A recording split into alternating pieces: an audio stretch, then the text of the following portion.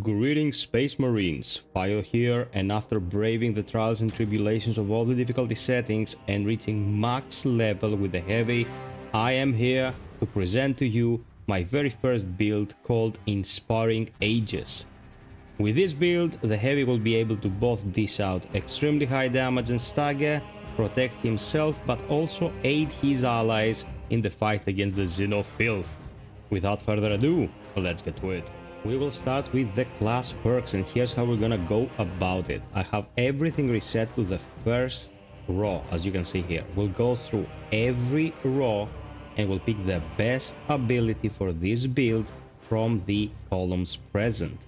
What you acquire later doesn't mean it's better than what you acquired earlier. And in some cases you'll see that my very first unlocks are the ones I'm gonna be keeping for the needs of this build. Starting from the left, we're dealing with core perks, as you can see here, and the first column is either restoration, multi-kill, or auxiliary ammunition. For the purposes of this build, we'll go restoration. Killing 10 enemies in rapid succession restores 1 armor segment. Cooldown is 15 seconds. This is huge for this kind of build because you don't want to get into the melee. The heavy doesn't even carry a dedicated melee weapon. He has to smack shit around with his gun, and you want to be able to retain your shield without having to get in the thick of it. It is still recommended that you take all the opportunities you can get for finishers, but in case you want to stay out of the fray, keep the pressure on and stay alive, you will need to recover armor, and this is the safest way to recover armor at a distance. The alternatives are you get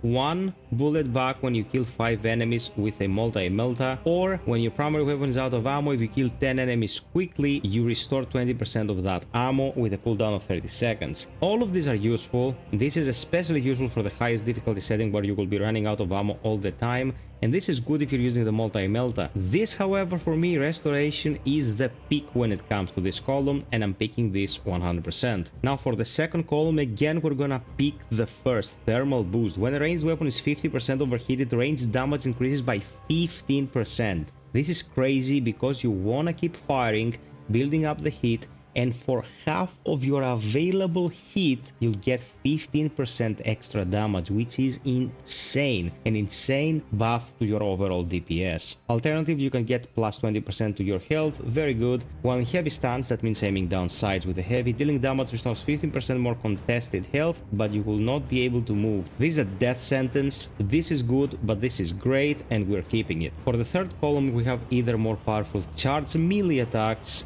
When Iron Halo is active, all squad members within 10 meters deal 10% more range damage, or when you swap to your secondary weapon, you get a 20% damage boost unless you reload or you switch back to primary. This will depend on 2 factors. For me, the winner here is overwhelming power, because 10% more range damage for both your allies close to you when the Halo is active is insane. But if both your allies are classes that depend on melee, you can go with this, equip a plasma pistol and go to town, because this little bugger packs a punch, and with versatility that punch is even bigger. So this is a very good perk you should consider. Not a 100% clear cut, as I said, it depends on the team composition, but very powerful nonetheless.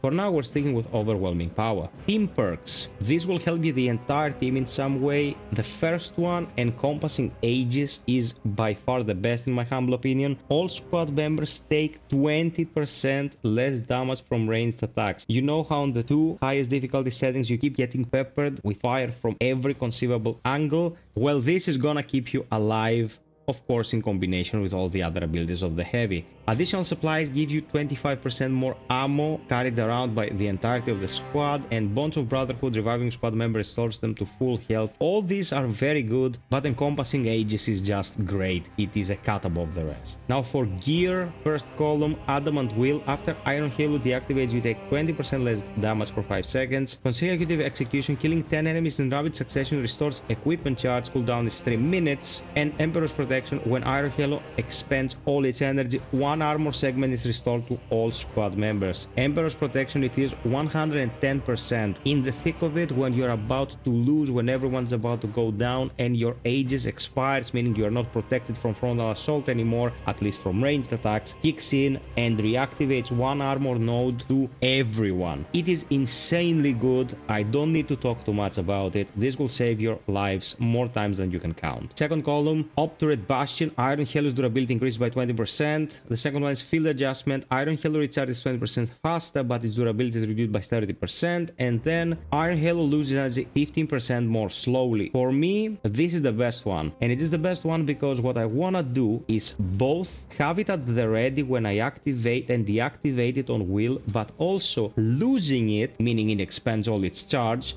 will tie into the Emperor's Protection and restore armor to my allies. So I don't need it to be super durable. I want it to be active when I want it, for as long as I need to fend off the frontal projectiles, and then I will recover armor because of Emperor's Protection. Last column, reviving a squad member fully restores Iron Halo's charge. When Iron Halo is in cooldown, range damage increases by 15%. When Iron Halo expends all of its energy, enemies in a 5-meter radius take significant damage. With this, you have a very nice combo in between these three. This really doesn't tie in well with the combo we're going for. It is good, just not what I need when I am using Field Adjustment. And Saving Grace, I don't want to depend on my team screwing up for me to be an effective combatant, so I don't really like it. Now for Signature, we have three choices. Offensive capability. When active, Iron Halo deals damage over time to all enemies within 5 meters. If both your squad members are incapacitated or grabbed, your primary weapon will not overheat. And the last one, when Iron Halo is active, all squad members within 100 meters regenerate ability charge 50% faster. Self-explanatory that we go for this because it is